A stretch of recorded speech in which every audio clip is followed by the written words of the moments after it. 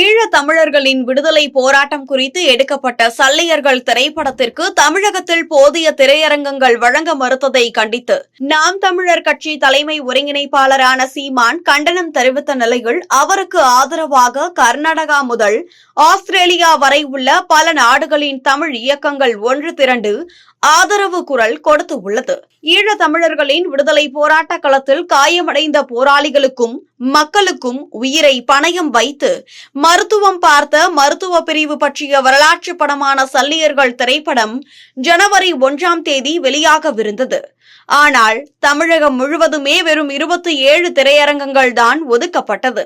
போதிய திரையரங்கங்கள் வழங்காத காரணத்தால் இப்படத்தை இறுதியில் OTT தளத்தில் வெளியிட்டனர்.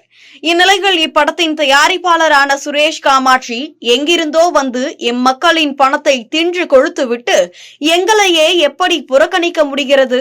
பெரிய படங்களுக்கு கொடுக்கும் மரியாதையை சிறிய படங்களுக்கு தராததும் ஒரு வகை தீண்டாமைதான் என காட்டமாக விமர்சித்து இருந்தார். இதனைத் தொடர்ந்துதான் சீமான் அவர்கள் ஈழ விடுதலையின் சக வரலாற்றை பேசும் சல்லியர்கள் திரைப்படத்தை OTT+ தளத்தில் பார்த்து பெருவெற்றி பெற செய்வோம், ஈழத் தாயாக விடுதலை போராட்டம் குறித்தும் அதன் ஈடு இணையற்ற ஈகங்கள் குறித்தும் அன்பு தம்பி கிட்டுவின் இயக்கத்தில் இளம் கலைஞர்கள் நடிப்பில் உருவான சல்லியர்கள் திரைப்படத்தை முன்னரே 2 முறை பார்த்திருக்கிறேன். மிக சிறந்த ஒவ்வொரு தமிழர்களும் காண வேண்டிய திரைப்படத்திற்கு போதிய திரையரங்கங்கள் வழங்க மறுப்பது வன்மையான கண்டனத்திற்கு உரியது.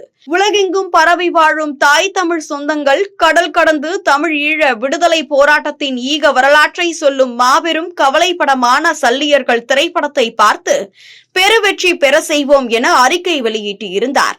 இந்நிலையில் முதலில் அண்டை மாநிலமான கர்நாடகா தமிழ் இயக்கங்கள் இப்படத்திற்கு ஆதரவாக குரல் கொடுத்தது.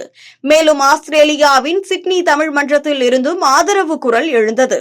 அதோடு வட அமெரிக்கா தமிழ் தேசிய கூட்டமைப்பு, தமிழீழ அரசியல் துறை குழுமம் இயக்குநர்கள் சேரன், சீனு ராமசாமி போன்றோர் மேலும் பல அரசியல் தலைவர்களும் ஆதரவு கொடுத்திருக்கின்றனர்.